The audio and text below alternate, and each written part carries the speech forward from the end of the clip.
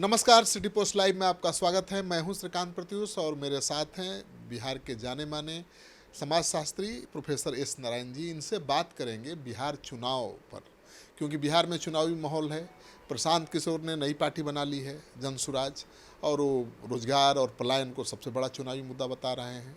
Tejashwi Yadav Congress party का भी यही मुद्दा है। पहली बार बिहार में पलायन और रोजगार एक चुनावी मुद्दा के रूप में उभर कर सामने आया है। क्या इसका कोई इम्पैक्ट होगा? कितनी ईमानदारी है इस मुद्दे के पीछे? आपको क्या लगता है, बहुत दिनों बाद आपने देखा होगा कि बेरोजगारी यानी रोजगार और पलायन बिहार में चुनावी मुद्दा बन गया है प्रशांत किशोर ने जब से उठाया। देखिए, आप हमसे बेहतर जानते होंगे कि 50% प्लस जो हैं उनका एज 30 साल से कम है, और जो वोटर हैं, जो मैक्सिमम वोट करते हैं, तो वो भी 30 साल से जो नीचे के लोग हैं वही वोट करते हैं। तो जो मेजर वोटर है ऑलमोस्ट 60%, तो उसका मेन प्रॉब्लम है एम्प्लॉयमेंट। और एम्प्लॉयमेंट के लिए यहाँ तो पहले क्या था कि माइग्रेशन बहुत होता था, माइग्रेशन अभी भी हो रहा है, और वो माइग्रेशन में कोई कमी नहीं आया है। अगर आप रूरल बिहार में देखेंगे तो कोई कमी नहीं है, जैसे सब जाते थे वैसे ही जा रहे हैं। तो जब तक एम्प्लॉयमेंट नहीं होगा तब तक उसका कोई प्रभाव नहीं चुनाव पे रहेगा। और जो भी बात करेंगे कि हम आपको नौकरी देंगे या हम आपके लिए नौकरी पाने की का कोशिश करेंगे कि आपको मिले, तो वोट उनको मिलेगा। क्योंकि युवक जो हैं वो अभी हम थोड़े दिन पहले गया के ग्रामीण क्षेत्रों में थे, तो वहाँ मेरे पास आए लड़के सब कहे कि पुलिस का वैकेंसी निकला है, सो 10 लाख रुपया लग रहा है। अगर आप 10 लाख रुपया हम लोग को दे दीजिए, चाहे बता दीजिए कि हम लोग कैसे करेंगे कि 10 लाख रुपया हो जाए, या फिर जो उसके ऑफिसर हैं उनसे बात करा दीजिए, तो हम लोग आपके बहुत बड़े सपोर्टर रहेंगे। हम कहा हम ये कोई काम या इसमें से तीनों काम हम नहीं कर सकते हैं, क्यों तो इसलिए आप मेरे सपोर्टर नहीं हो सकते हैं। इससे ज़रूरी है कि आप रोज़ अपना फिजिकल एक्सरसाइज करिए जी, और जब फिजिकल में क्वालिफाई करिएगा तो कुछ किताबें हैं वो हम बता देते हैं, उसको लेकर आप पढ़िए तो हो जाएगा।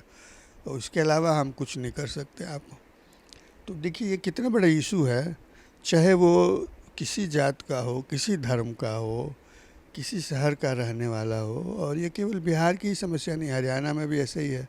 आप देखिए पिछले चुनाव में क्या वहाँ हुआ, हिमाचल में भी वही है, सभी राज्यों में इस तरह का है, कहीं कम कहीं ज़्यादा, लेकिन है ये ऐसा इसलिए हो रहा है कि जो हमारी पॉलिसी बनी थी उस पॉलिसी में यूथ के बारे में जो सोचा गया था वो इम्प्लीमेंट नहीं हुआ।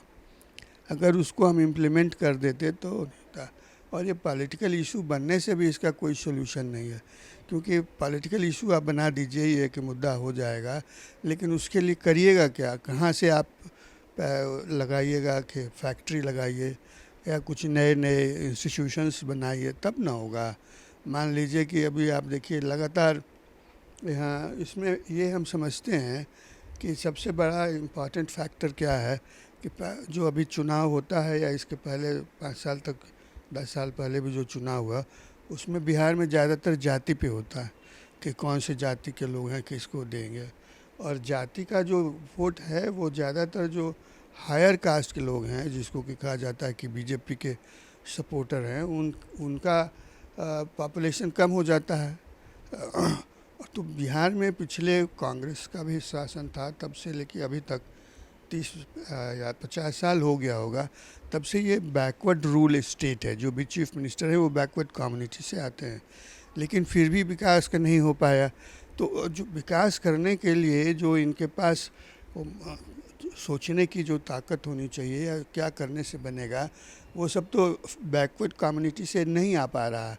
तो जो पहले फॉरवर्ड कम्युनिटी के जो लोग थे, वो लोग जो बनाए वो अभी नेग्लेक्टेड हो गए, क्योंकि उनका कोई सोसाइटी में वो इम्पॉर्टेंट रोल नहीं रहा जो कि पहले था। इसके वजह से अब इसको कैसे दूर करें, इस इशू पे कोई चर्चा ही नहीं होता। हम आपको आज हेल्थ डिपार्टमेंट में 500 नौकरी दे रहे हैं, तो कहेगा शिक्षा में 2000 दे रहे हैं, but that is not a solution. 2000 या 500 नौकरी देने से कोई समस्या का समाधान नहीं होगा। नीतीश कुमार तो भाई पिछड़े समाज से आते हैं, लेकिन पढ़े लिखे हैं। उनमें बुद्धि की कौन सी कमी है? क्यों 20 साल में पलायन को नहीं रोक पाए? क्यों रोजगार नहीं दे पाए? देखिए, नीतीश कुमार अच्छे आदमी हैं और उनकी सोच भी अच्छी है, लेकिन एक नीतीश कुमार को जो सिस्टमेटिक सपोर्ट ब्यूरोक्रेसी से होना चाहिए था। एक सिस्टम है ना, वो सिस्टम काम करती है। चीफ मिनिस्टर अकेले कितना काम करेगा? वो सिस्टम इनका पहले दौर में, पहले 5 साल में ठीक था। सब चुन चुन कर लोगों को अपने साथ रखे थे। तो मैं भी इनके साथ था उस दौर में 5 साल, लेकिन उसके बाद के जो से हुआ उसमें वैसे लोगों का वहाँ पे नहीं हुआ। ये जो इनके पास ज़्यादा लोग हो गए जो ब्यूरोक्रेसी के हैं और पॉलिटिक्स के हैं। जो सोचने समझने वाले, जो इनको दशा और दिशा बताएं, वैसे लोग इनके पास वो कम हो गए। तो इनका वो कहते हैं कि पॉलिटिकल कंपल्सन होता है। जितने बड़े पॉलिटिशियंस हैं उनको कोई, उनसे जब बात करिएगा, उनको बताइएगा, तो वो बताते हैं कि ये मेरा पॉलिटिकल कंपल्सन है, इसलिए हमको ऐसा करना पड़ता है। लेकिन अगर ये पॉलिटिकल कंपल्सन नहीं होता तो जैसा आप बता रहे हैं वैसा हम लोग करते। कमीशन बहुत बनता है, कमेटी भी बनता है, सबका रिकमेंडेशंस होता है, लेकिन इम्प्लीमेंट कितना का होता है? इम्प्लीमेंट जितना ज़ोर से ये हो रहा है कि अभी जैसे आ रहा है कि हाँ बैकवर्ड क्लास के लिए एक बना रहे हैं, उसका सेंसस कर रहे हैं, but that is a not solution. Census अभी तो जो जातीय जनगणना हो रही है उससे क्या होने वाला है? नहीं, जातीय जनगणना को अगर सही रूप में लागू करेंगे तो उससे समस्या का समाधान हो सकता है कि किस जाति के कितने लोग पिछड़े हैं, किस जाति के कितने लोग आगे हैं, तो वो करेंगे तभी होगा। लेकिन अगर वो सही रूप में हो तब तो जातीय जनगणना तो बिहार में भी हुआ, तो क्या जिस तरह का डेटा आया उसके हिसाब से पॉलिसी बना, फ्रेमवर्क बना, क्या वो इम्प्लीमेंट हुआ? वैसा नहीं हुआ, तभी तो ये लड़के सब सामने आ रहे हैं ना कि 5 लाख 10 लाख। नहीं, आप तो एक समाज शास्त्री हैं। अब नई सोच के साथ जो आप मुद्दे उठा रहे हैं वही मुद्दे उठा रहे हैं प्रशांत किशोर, तो फिर क्यों बात नहीं बन पा रही है? लगता है कि प्रशांत किशोर को वोट मिलेगा, लोग उनका साथ देंगे? देखिए, वोट मिलने का हम प्रशांत किशोर के अब मिलेगा कि नहीं मिलेगा ये नहीं कह सकते हैं, लेकिन वो जो सोच रहे हैं वो अगर इम्प्लीमेंट कर देंगे, जो पॉसिबल है, कोई ऐसा डिफ़िकल्ट नहीं है, तो ज़रूर वोट मिलेगा और वैसा ही होना है। नहीं तो वोट मिलेगा, सत्ता में आएंगे तब न करेंगे, अभी कैसे कर देंगे? नहीं है, वो कह सकते हैं कि ये सब हमारा वो पॉलिसी बता रहे तो हैं। ब्लूप्रिंट भी दे रहे हैं। हाँ, ब्लूप्रिंट भी दे रहे हैं, तो वोट मिलेगा उनको। क्योंकि अब जो है वो ज़्यादातर, आपको जैसा मैंने बताया ना कि 50% से प्लस वोटर हैं वो 30 साल से कम उम्र के हैं, तो उनको वो अपील करेगा तो उनको वोट मिलेगा। अगर नहीं अपील करेगा तो नहीं होगा। क्या लेकिन कास्ट वाला फैक्टर काम नहीं करेगा? नहीं, अनएम्प्लॉयमेंट के इशू पे कास्ट का फैक्टर नहीं काम करेगा, क्योंकि चाहे वो पैसा दे करके नौकरी पा रहे हों, चाहे वो पढ़ के नौकरी पा रहे हों, उसमें कास्ट का कोई कंसिड्रेशन नहीं है। उसमें इंटेलिजेंस का कंसिड्रेशन है, कौन कितना इंटेलिजेंट है, कौन कितना सही जवाब देता है, या कौन कितना सही लिखता है, तो वो उस पे है। वो अगर लिखने का जैसे कोई रिटन एग्ज़ाम होता है तो उसमें जो लिखने का स्टाइल जिसको मालूम है कि एक ही क्वेश्चन स्टेट सिविल सर्विस में होता है और वही क्वेश्चन सेंट्रल सिविल सर्विस में भी होता है, यूपीएससी में भी होता है, लेकिन जैसा आंसर आप स्टेट सिविल सर्विस में देते हैं वैसा अगर आप यूपीएससी में दीजिएगा तो यूपीएससी में नहीं होगा, क्योंकि लिखने का स्टाइल और जो आप एग्ज़ाम दे रहे हैं उसका डिमांड वो कंसीडर करना पड़ता है। उसके हिसाब से अगर आप लिखेंगे तो हो जाएगा। आपको लगता है कि बिहार की राजनीति में कोई बदलाव आएगा? क्या बदलाव देख रहे हैं? नहीं, हमको लगता है कि बिहार की राजनीति में बदलाव आएगा, क्योंकि लड़के सब जो यंगर जनरेशन है, जो मेजर वोटर है, वो बहुत परेशान है, और वो परेशान है इसलिए हमको नहीं लगता है कि वो ट्रेडिशनल वे से वोट करने जाएगा। हाँ, तेजस्वी यादव जो रोजगार की बात कर रहे हैं, जो विकास की बात कर रहे हैं, जो पलायन रोकने की बात कर रहे हैं, उन पर भरोसा करेगा बिहार का वोटर? उस पे वोटर को विश्वास करना होगा, लेकिन उनको भी अपने साथ कुछ एकेडमिशियंस और इंटेलेक्चुअल्स को रखना पड़ेगा। सब अपने से तो नहीं कर सकते हैं, क्योंकि लालू प्रसाद जब पहली बार बने थे तब तो हम लोग को जोड़े हुए थे, और अभी भी देखने से वो कहते कि ठीक है, लेकिन जब तक जोड़ेंगे नहीं तब तक नहीं होगा, क्योंकि वो जो पॉलिटिशियंस हैं वो तो पॉलिटिक्स करेंगे और तो फंक्शन जो एग्जीक्यूशन होना चाहिए वो नहीं हो पाएगा। उसके लिए उनका ग्रुप होना चाहिए, वो ग्रुप नहीं है। जैसे आप देखिए, गांधी जी ने देश को आज़ाद कराया। गांधी जी गुजरात के रहने वाले थे, क्यों यहाँ आए? और उनके साथ सब तरह के लोग थे, गरीब भी थे, अमीर भी थे। कोई उनके पास पब्लिसिटी के लिए कोई अलग से पैसा नहीं था, फंड नहीं था, ना कोई इतना स्ट्रांग था, लेकिन पूरे दुनिया में वो कंट्रोल करते हैं। आज भी उनका पूरा दुनिया में है नाम। तो उस तरह का पॉलिटिक्स करें तो तब ना होगा। पॉलिटिक्स तो यहाँ व्यक्तिगत हो गया। आप तेजस्वी यादव से उम्मीद कर रहे हैं कि उस तरह की पॉलिटिक्स कर पाएंगे?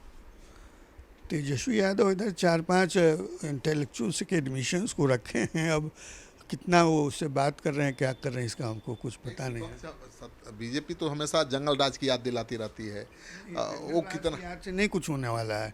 जंगल राज की याद दिलाने से तो कुछ होने वाला नहीं है। कंक्रीट प्रोग्राम देना पड़ेगा कि हम ये करना चाहते हैं, तभी होगा। जैसे मैंने आपको बताया ना कि मान लीजिए वो मांझी के पास एमएसएमई है कि मिनिस्ट्री है, तो कंक्रीट करके दिखाएं ना कि 5 इंडस्ट्री अब तक खोल देते है ना, छोटी छोटी इंडस्ट्री जो कि यहाँ की आवश्यकता है वैसी इंडस्ट्री बना देते, तो लगता दिखता ना कि हाँ ये बीजेपी ने इतना बनाया बिहार के लोगों के लिए, बिहार के यूथ के लिए। तो कहाँ बना है? हमको तो नहीं दिखता है। आपको अगर दिखता हो तो आप बताइए। वैसा नहीं बना। तो केवल आप अनाउंस कर दीजिए कि हम ये कर रहे हैं, तो उससे नहीं होगा। अगर आपको दिखता है कि तेजस्वी यादव के लिए अपॉर्चुनिटी है अभी आज की तारीख में, अभी के माहौल में? नहीं, तो हमको दिखता है कि उनको अपॉर्चुनिटी है। दो, एक तेजस्वी यादव को और दूसरा को प्रशांत किशोर को, इन लोगों के लिए अपॉर्चुनिटी है। क्योंकि जो ये मॉडर्नाइज पॉलिटिक्स कर रहे हैं, जो मॉडर्निटी होनी चाहिए पॉलिटिक्स में वो कर रहे हैं। और हम जहाँ तक समझते हैं कि दोनों के पास आदमी तो हैं, लेकिन अब ज़्यादा समझदार किधर, इसके लिए उन लोगों से जब डिस्कशन होगा तभी कह सकते हैं। लेकिन तेजस्वी ने भी कुछ एकेडमिशियंस को लाया है और इन्होंने भी लाया। जेडीयू के पास तो है जो पुराने हैं, वो सब लोग हैं, लेकिन अभी पुराने से नहीं काम चलेगा। अभी की आवश्यकताओं के अनुरूप आपको बनाना पड़ेगा। जैसे वीमेन है और बच्चे हैं। बच्चे भी जब बड़े हो जाते हैं 15-16 साल के लिए, तो उनके लिए भी एम्प्लॉयमेंट की प्रोविजंस है। हमारे कॉन्स्टिट्यूशन में भी लिखा है, हमारे पॉलिसी में भी है, प्लान भी है, लेकिन वो ग्राउंड रियलिटी पे नहीं पहुंच पा रहा। कहा तो यही जाता है कि नीतीश कुमार के बिना बिहार में कोई सरकार नहीं बना सकता। बैलेंसिंग फैक्टर हैं बिहार की राजनीति। नहीं, वो बैलेंसिंग फैक्टर हैं बिहार की राजनीति में, और ये भी सही है कि उनके बिना कोई नहीं बना सकता है। लेकिन केवल एक अकेले नीतीश कुमार क्या करेंगे, क्या कर सकते हैं? ब्यूरोक्रेसी के पास एक लिमिटेड ब्रेन होता है, लिमिटेड पर्सपेक्टिव होता जो है। कर सकते हैं वो कर रहे हैं ना भाई। मुख्यमंत्री कुर्सी पर है ना। मुख्यमंत्री के कुर्सी पर होना अलग बात है। मुख्यमंत्री के कुर्सी पर तो पिछले 70 सालों से बिहार में कोई न कोई रहा ही है, तो क्यों नहीं विकास हुआ? मुख्यमंत्री की कुर्सी पर तो उधर ममता इधर आई हैं तो अपने ढंग से कर रही हैं। तो उस कोई होना, मुख्यमंत्री बनना तो कई चीज़ों पे निर्भर करता है। वो तो आपका पॉलिटिकल मैन्यूवर पे डिपेंड करता है। लेकिन अपने प्रोग्राम जो आप चाहते हैं उसको इम्प्लीमेंट करना, उसके लिए एक सिस्टम डेवलप होना है। इसी के लिए वो ब्यूरोक्रेसी को उसमें लगाया गया है। लेकिन अगर ब्यूरोक्रेसी को आप अपने हिसाब से ओरिएंट नहीं कीजिएगा तो केवल करप्शन में हो जाता है, चला जाता है। तो ये है, नीतीश कुमार अच्छे आदमी हैं, उनको आना चाहिए, लेकिन चेंज भी तो होना चाहिए ना। तो चेंज के लिए जो यूथ हैं वो चेंज के लिए करते हैं। मतलब हम थोड़ी समय से भी 4-5 दिन से ही हैं पटने में हैं, लेकिन हमको लगता है कि यूथ जो बात करते हैं तो वो लगता है कि वो सेटिस्फाइड नहीं है। और वो जब सेटिस्फाइड नहीं है और उसका वोटिंग स्ट्रेंथ उसका 50% प्लस है, तो फिर कैसे होगा? चलिए, तो आप सुन रहे थे प्रोफेसर एस नारायण को। ये कह रहे हैं कि भाई जो युवा वोटर्स हैं वही डिसाइडिंग फैक्टर हैं, वही डिसाइड करेंगे कि किसकी सरकार बनेगी, कौन मुख्यमंत्री होगा। और वो संतुष्ट नहीं है वर्तमान सरकार से।